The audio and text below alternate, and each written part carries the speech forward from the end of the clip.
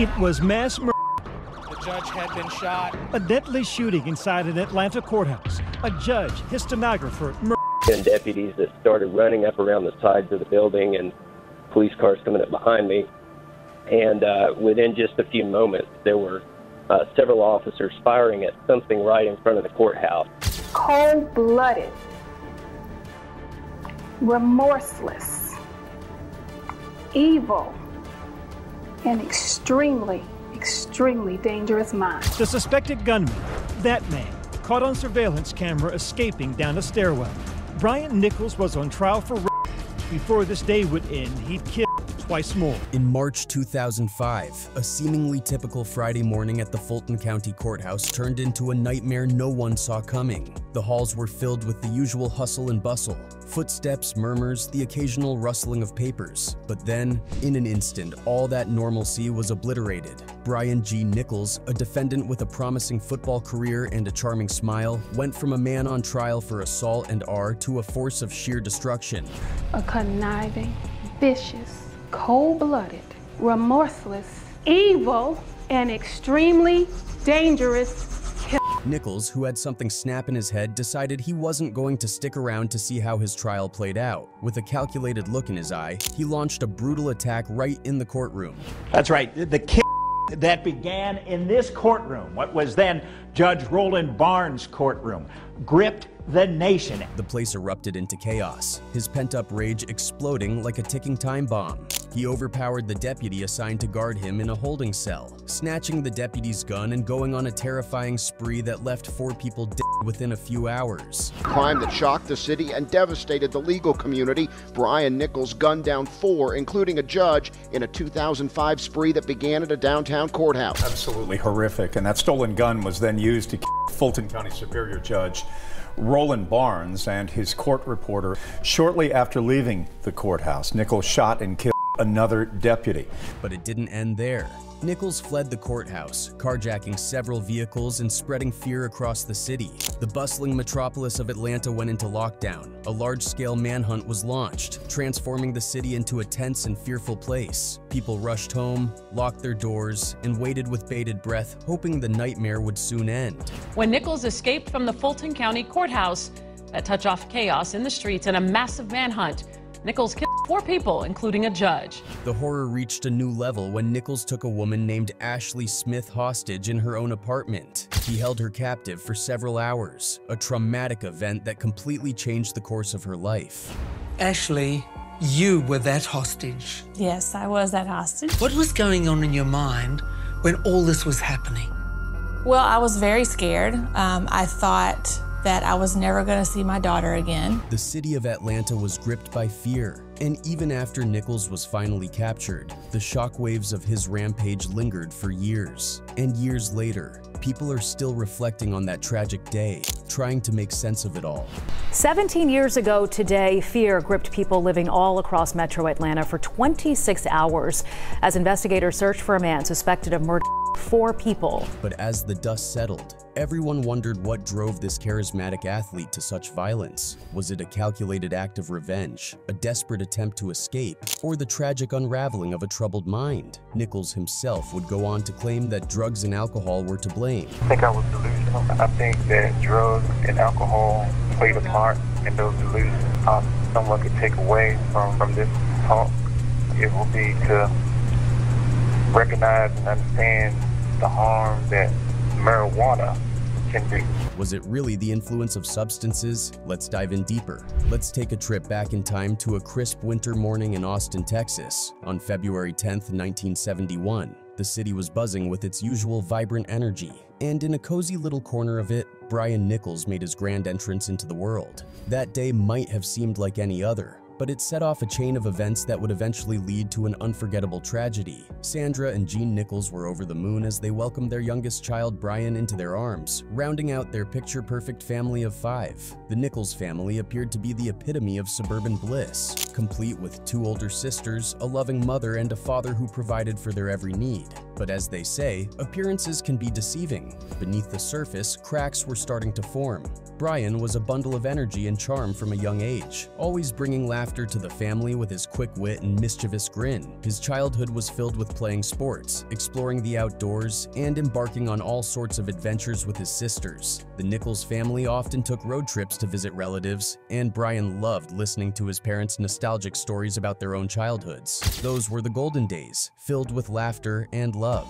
But as Brian entered his teenage years, the facade of the perfect family began to crumble. His parents' marriage started to show signs of strain, and by the time he was around 10 years old, it completely fell apart. The implosion of his parents' marriage shattered Brian's world. What was once a peaceful home turned into a battleground, with Brian caught in the crossfire of his parents' shattered dreams and broken promises. The divorce sent shockwaves through the family, leaving Brian to pick up the pieces and navigate the treacherous terrain of his parents' split. Brian Nichols' parents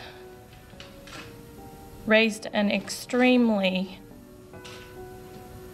evil person. Despite the challenges that came with his parents' divorce, Brian found solace in sports and music. He poured his energy into becoming a talented football and basketball player, excelling on the field and the court. But it wasn't just sports that captured his heart. He also developed a deep passion for hip-hop and rap music. Hours were spent listening to the powerful lyrics of artists like Tupac Shakur and the Notorious Big, their words resonating with him on a profound level. As Brian stormed through his teenage years, a rebellious spirit began to emerge. He pushed limits, defied authority, and flirted with trouble, all while flashing a disarming smile that could charm his way out of the stickiest situations. This charismatic spark drew a loyal crew of friends to his side, but it also landed him in hot water more than once. His rebellious nature was a double-edged sword, endearing him to some while alienating others. On a sunny day in Baltimore, Maryland, young Brian walked across the stage, proudly receiving his diploma from Cardinal Gibbons School in 1989. His family beamed with pride, capturing the moment with snapshots and cheers. Little did they know, this moment marked the beginning of a journey that would take Brian down a path of athleticism, intensity, and ultimately infamy.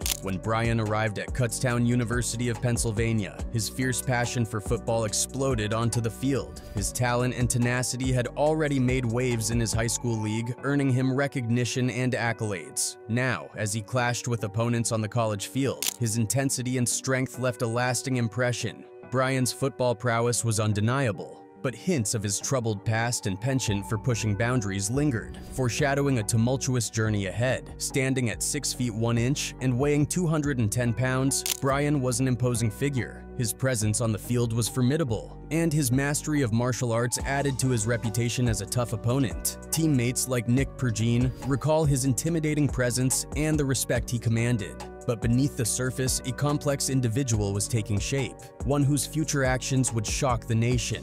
Never once showed to me any remorse, constantly sitting in his chair at the defense table with a smirk on his face. Brian's time at university was anything but smooth sailing. It seemed like trouble was his constant companion. In 1990, he found himself in hot water after a violent incident in a dining hall. The charges? Terroristic threats, assault, and harassment. Not exactly a great start. He managed to plead guilty to lesser charges, but this was just the beginning of a pattern that would follow him for years. The very next year, Brian got arrested twice in 1 month for trespassing, criminal mischief, and disorderly conduct. Though the charges were eventually dropped, it was clear his behavior was becoming a serious problem. Despite these setbacks, Brian's football talent couldn't be denied. He earned a spot on the team at Newberry College and played from 1992 to 1993. However, his criminal antics continued, and he was kicked off the team for stealing from a dorm room. That marked the end of his college journey. After dropping out, Brian decided to start fresh and moved to Georgia in 1995. He managed to land a high-paying job at Hewlett-Packard, working as a Unix systems engineer for 8 years. Things seemed to be looking up. He later worked as a computer engineer for a UPS subsidiary, pulling in a 6-figure income and even attending church regularly. But beneath this seemingly stable exterior, Brian's dark side was lurking. In 2004, Brian's past caught up with him in a big way. He was arrested for assaulting his ex-girlfriend girlfriend who had started dating a minister from their church. The incident was brutal. Brian forced his way into her home, bound her with duct tape, and assaulted her at gunpoint. The charges against him were staggering: SA, aggravated assault, aggravated sodomy, burglary, false imprisonment, and possession of a firearm during the commission of a crime. As the trial drew near, tension mounted like a pressure cooker ready to explode. Brian was determined to avoid conviction at all costs, declaring he wouldn't go down without a fight. His words were chilling, a stark warning of his desperation. Friends of Brian whispered warnings to the district attorney's office, fearing he might attempt a daring escape. Even Brian's mother sensed the danger, emailing the sheriff's office to warn them of her son's potential to disarm an officer. As the trial began, the atmosphere was charged with tension. Just 2 days before his crime spree, deputies discovered 2 makeshift weapons hidden in Brian's shoes. His behavior in court was equally alarming. He taunted the prosecutors, sarcastically complimenting them on their performance as his case continued to crumble. Sensing the growing threat, Judge Barnes called an emergency meeting with counsel to request additional security measures for Brian's testimony. With a life sentence looming, the tension was palpable. Brian's confidence faltered as the reality of his situation set in, but his defiance in desperation remained, setting the stage for a shocking and tragic twist of fate that no one could have anticipated. March 11, 2005 was a day that would forever be etched in infamy at the Fulton County Courthouse. It started out as a regular morning at the Fulton County Justice Tower. Deputy Cynthia Hall was escorting Brian Nichols from the basement detention area to a holding cell on the 8th floor, a routine task she had done countless times. Little did she know that this seemingly mundane task would soon turn deadly. Tragically, Deputy Hall made a critical error that morning. Despite Brian having been caught with door hinges hidden in his shoes just the day before, she failed to require him to wear leg shackles. This oversight would prove to be a fatal mistake. At 5:54 a.m., in a sudden and violent outburst, Brian attacked Deputy Hall. He overpowered her, wrenching her gun belt from her waist and slamming her into a nearby cell. Locking the door behind her, he left her trapped inside, helpless. With Deputy Hall neutralized, Brian stormed into Judge Roland W. Barnes's private chambers, his gun waving wildly as he took aim at the terrified occupants. Case managers Susan Christie and Gina Clark Thomas, along with attorney Dave Allman, cowered in fear as Brian barked demands, demanding to know the whereabouts of Judge Barnes. Just then, Sergeant Grantley White, the court bailiff, burst into the room, only to be met with the cold steel of Brian's gun trained squarely on him. The situation escalated quickly, leaving the staff in the chambers at the mercy of an armed and dangerous Brian Nichols. Brian, now fully armed and desperate, burst into courtroom 8F through a door behind the judge's bench, his gun drawn and ready. Judge Barnes, presiding over a civil trial, never stood a chance. In a swift and brutal act, Brian fired a single shot at close range, striking the judge in the back of the head and killing instantly. The sound of the gunshot echoed through the courtroom, a chilling reminder of the violence that had just occurred. Brian scanned the prosecution table, his eyes searching for his targets. Realizing the assistant district attorneys he sought were absent, he turned his attention to Julie Brando, the court reporter, and shot her in the head. The courtroom, once a place of order and justice, was now a scene of chaos and carnage. Absolutely horrific, and that stolen gun was then used to kill Fulton County Superior Judge Roland Barnes and his court reporter. Sergeant White, who had been forced into the bathroom, sprang into action. Grabbing his radio, he sent out a desperate mayday call. "Shots fired," he yelled into the radio, his voice steady despite the chaos. Meanwhile, Brian stormed out of the courtroom, his gun still smoking. He raced into a side room, searching for his ex-girlfriend whom he had previously assaulted. But she was nowhere to be found. Frustrated and frantic, Brian burst out of the emergency stairwell, setting off the door alarm that blared like a siren, alerting everyone in the vicinity. As he emerged from the stairwell, he fired his gun into the air, sending pedestrians on Martin Luther King Drive scrambling for cover. The sound of gunfire echoed off the buildings as Brian sprinted down the stairs. Sergeant Hoyt Teasley, responding to the alarm, spotted Brian as he emerged. Without a moment's hesitation, Teasley launched himself into a heart heart-pounding pursuit, racing down 7 flights of stairs at breakneck speed, his feet pounding the worn steps of the old courthouse. He burst through the doors, unwavering in his resolve to capture Brian. The two men tore onto Martin Luther King Drive, a street that would soon be etched in the memory of everyone in Atlanta. In a flash of violence, Brian turned and fired 2 shots at Sergeant Teasley, striking him in the abdomen before he could even draw his gun. Brian fled the scene like a ghost, vanishing into the chaos. Violence didn't stop inside the courthouse.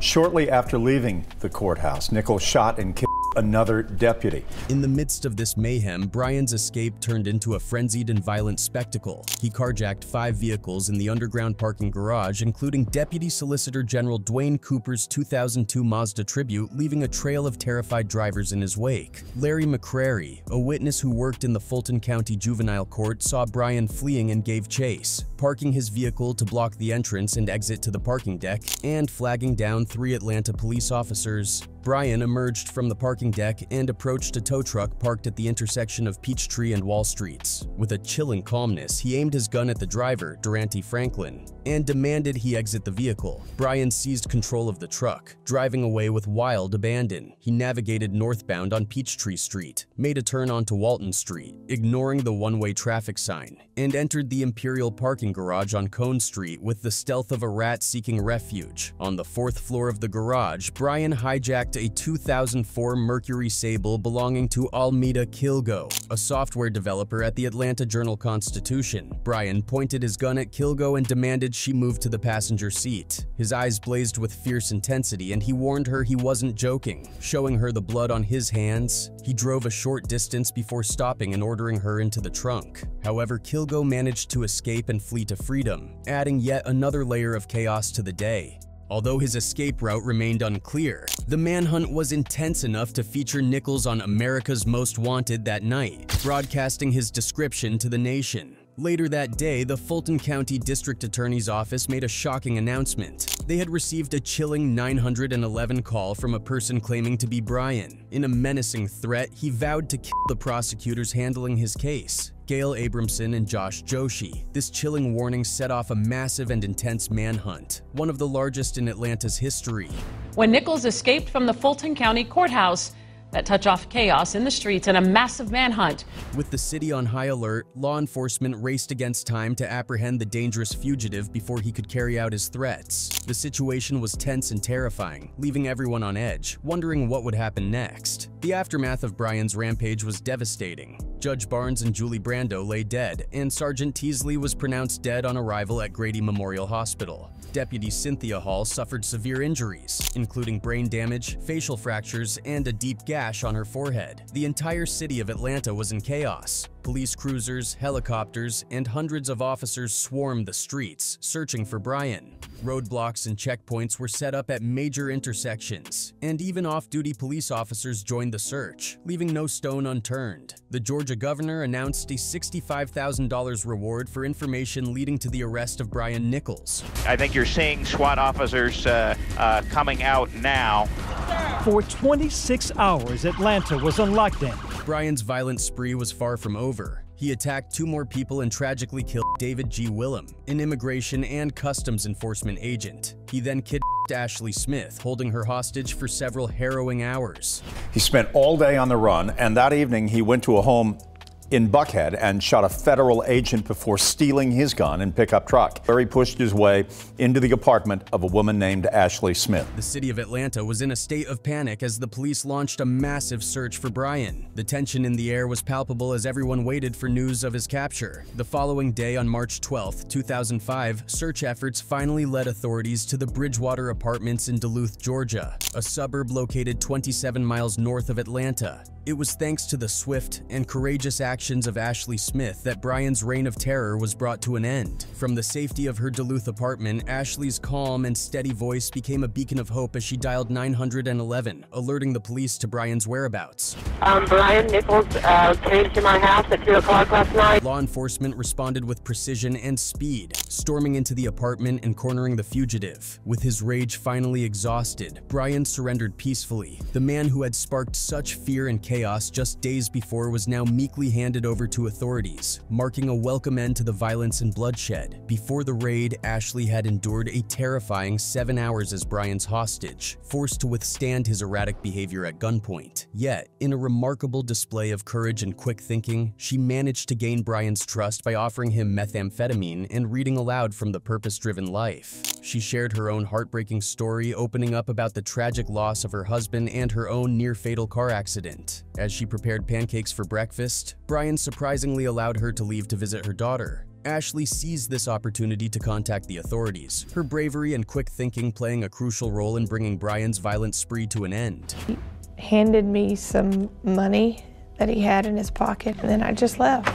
I remember walking out the door, my knees were still shaking as I got to the car, and I thought, this is too good to be true. Called 911. I called 911. Emails advising that Brian Nichols is in her apartment and she ran out. We can confirm that Gwinnett County's SWAT team has Brian Nichols in custody. In recognition of her bravery, Ashley was rewarded with a total of $70,000 in reward money generously donated by various sources. Her actions not only ended Brian's reign of terror, but also sparked significant changes in courthouse security practices. Cameras were installed in all courtrooms, and secure doors and holding cells were implemented to prevent such a tragedy from happening again. The trial, however, faced delays due to funding disputes. The defense team claimed they lacked sufficient resources to adequately represent Brian, while the prosecution pursued the death penalty, making Brian the most costly defendant in Georgia's history. The case ultimately incurred expenses exceeding $5 million, split between the prosecution and defense. On May 5, 2005, the tide of fate turned decisively. A Fulton County grand jury delivered a crushing blow, indicting Brian on 54 charges, including murder, kidnapping, and armed robbery. After a lot of back and forth in the courtroom, the moment everyone had been waiting for finally arrived. The verdict was in, and Brian was found guilty on all 54 counts. It was a definitive conclusion to a case that had gripped the entire city. On December 13, 2008, Judge Bodiford handed down the harshest sentence possible, multiple life terms with no chance of parole. I hereby sentence Mr. Nichols to 20 years to serve consecutive to counts 2, 3, 4, 5, 6, 7, 14, 15, 16, 17, 18, 19, 21, 22, 23, 24. None of this will be served on probation. I'm not planning on giving Mr. Nichols any probation at all. Neither am I planning on giving him a fine. Brian had dodged the death penalty by a hair, thanks to a single juror who couldn't bring themselves to condemn him to death. It was a narrow escape, but it didn't mean he'd ever walk free again. But the story didn't end with the verdict. The aftermath of Brian's rampage left deep scars and unanswered questions, leading family members of the victims to seek further justice and compensation through civil lawsuits against Fulton County. Judge Barnes's widow, determined to hold the county accountable, fought her battle in court and won a staggering $5.2 million. It was a bittersweet victory, providing some measure of justice for the loss of her husband. Similarly, Christina Skolta, the daughter of Julianne Brandow, pursued her own lawsuit and was awarded $5 million. Rivers Lane court reporter. My family and I watched in horror and disgust while Nichols' entire defense team stomped all over the justice system. Never once showed to me any remorse, constantly sitting in his chair at the defense table with a smirk on his face. Brian Nichols' parents raised an extremely evil person. The compensation couldn't bring back their loved ones, but it did offer some recognition of the suffering they endured and the failures that led to such a tragic day. Amid all the chaos and legal battles, Ashley Smith emerged as a beacon of hope and resilience. The brave woman who had outsmarted Brian and played a crucial role in bringing him to justice didn't let her ordeal define her in a negative light. Instead, she channeled her experience into something positive. Ashley wrote a book titled Unlikely Angel, where she detailed her harrowing experience with Brian, offering an intimate look into those terrifying hours she spent as his hostage. Her story didn't just stay on the pages of her book. In 2015, Unlikely Angel was adapted into a film called Captive, starring David Oyelowo as Brian. And that's it for today. Until next time, bye.